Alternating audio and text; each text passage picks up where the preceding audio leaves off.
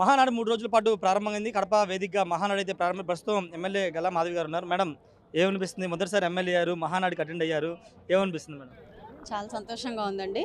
ప్రతి తెలుగువాడు అతిపెద్ద పండగగా జరుపుకునే సంక్రాంతి ఎలాగైతే ఉంటుందో 3 రోజులు, అదేవిధంగా ప్రతి ఒక్క తెలుగుదేశం నాయకులకి, కార్యకర్తలకి ఇది నిజంగా ఒక సంక్రాంతి పండగ. ఈ 3 రోజుల పాటు జరిగే ఈ యొక్క పండుగని అందరం కూడా అంగరంగ వైభవంగా జరుపుకోబోతున్నాం. దీనికి ప్రప్రథమంగా అంటే డైరెక్ట్గా బయట నుంచి చూడడమో లేదా వినడమే తప్ప ప్రత్యక్షంగా ఈరోజు దీంట్లో భాగస్వామ్యం అవ్వడం నిజంగా చాలా సంతోషంగా ఉంది. తెలుగుదేశం పార్టీ కార్యకర్తగా అనిపించుకోవడమే ఎంతో గొప్ప గుర్తింపుగా భావిస్తున్న నాకు ఇలాంటి ఒక అవకాశం రావడం, ఈరోజు ఎమ్మెల్యేగా ప్రజాప్రతినిధిగా నుంచోవడం నిజంగా చాలా సంతోషంగా ఉంది.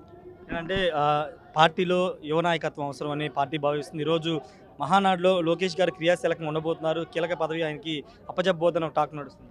అవునండి, చాలా చాలా సంతోషంగా ఉంది. మా యువ నాయకులు నారా లోకేష్ గారికి ఈ బాధ్యతల్ని నిజంగా అప్పచెప్పడం చాలా సంతోషకరం. ఆయన ఎప్పుడు కూడా యువరక్తం గురించి న్యూ ఎనర్జీని అన్వేషిస్తూ ఉన్నారు. పాతవారు ఎప్పుడు వారి అనుభవంతో మా లాంటి కొత్త వాళ్ళని ముందుకు నడిపించాలి అనే భావంతో మేమందరం కూడా ముందుకు వెళ్తున్నాము. నారా లోకేష్ గారి ఆధ్వర్యంలో వారి టీంగా, వారి సైన్యంగా మేమందరం కూడా ఈ రాష్ట్రాభివృద్ధిలో పాలు పంచుకుంటామని చెప్తాం. కడపలో పెట్టడం వెనుక రాజకీయ కోణం ఉంది. జగన్ని కొంత అడ్డుకట్ట వేయడానికే కడపలో మహానాడు పెట్టారు. కొన్ని విమర్శలు వాళ్ళు చేస్తున్నారు. 5 సంవత్సరాల చీకటి పాలన చూసింది రాష్ట్రం. ఆ తర్వాత ప్రప్రథమంగా వెలుగుల్లోకి వస్తూ కడప గడపలో తొలిసారిగా తెలుగుదేశం పార్టీ మహానాడుని ఏర్పాటు చేసుకోవడం అంటే ఇదొక చరిత్ర. ఈ చరిత్రకి అనేక అంశాలు, కలంకాలు ఎంత అంటించినప్పటికీ ఈ విజయాన్ని ఇలా చాటి చూపించడం, చాటి చెప్పుకోవడం ఏమాత్రం అతిశయోక్తి కాదు, తక్కువ కాదు అన్నది నా అభిప్రాయం. ఇందులో ఎవరినో కించపరచడమో లేకపోతే ఇంకోటి కాదు. మేబీ వారే భయాందోళనకు చెంది మా గడపలో అదేదో మన బాలకృష్ణ గారి డైలాగ్ లాగా మీ ఇంటి గడపకు వచ్చి అడుగు పెట్టాము అనే చందంగా ఈరోజు మేము ఇక్కడికి వచ్చాము. వై నాట్ 175 అని విర్రవీగిన వాళ్ళకి ఇది ఒక చెంపపెట్టులాగా చూపించే ప్రయత్నమే తప్ప, అంటే అహంకారానికి అణిచివేసే ఒక ప్రయత్నమే తప్ప ఇక్కడ ఇంకొక కోణం అనేది ఎప్పుడు ఉండదండి. ఇప్పటికే 3 స్థానాలకి కడపలో కేవలం 3 స్థానాలు మాత్రం వైసీపీ గెలవగలిగింది. 7 స్థానాల్లో మీరు గెలిచారు.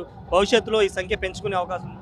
100% రాష్ట్రాభివృద్ధి ధ్యేయంగా ప్రజల యొక్క డెవలప్మెంట్, సంక్షేమమే దిశగా ఈ రాష్ట్రాన్ని మన భారతదేశంలోనే ఒక తలమానికంగా తయారు చేసే ఒక అధినాయకత్వం నారా చంద్రబాబు నాయుడు గారిది. ఒక విజనరీ లీడరు. ఇప్పుడే కాదు, ఇంకింక రానున్న రోజులు ఒక 4 దశాబ్దాల పాటుగా ఈ తెలుగుదేశం పార్టీ జెండా ఈ రాష్ట్రంలో ఎగురుతూనే ఉంటుంది. ప్రజల యొక్క నమ్మకాన్ని మేము చొరగని పోతా ఉన్నాము. అదేవిధంగా ఇలాగే ప్రజలు ఎప్పుడు ఆదరించి అభిమానిస్తారు, ఆశీర్వదిస్తారు అని నేను కోరుకుంటున్నానండి. ఖచ్చితంగా ప్రజలు ఆదరించి పార్టీని నిలబెడతారని కోరుకుంటున్నానని ఎమ్మెల్యే గల్లా మాధవి చెప్తున్నారు. Camera person Srinivasa, Rayesh, RTV, Mahanadu నుండి. ఇండియా పాకిస్తాన్ తాజా అప్డేట్స్ కోసం డౌన్లోడ్ చేసుకోండి RTV లైవ్ యాప్.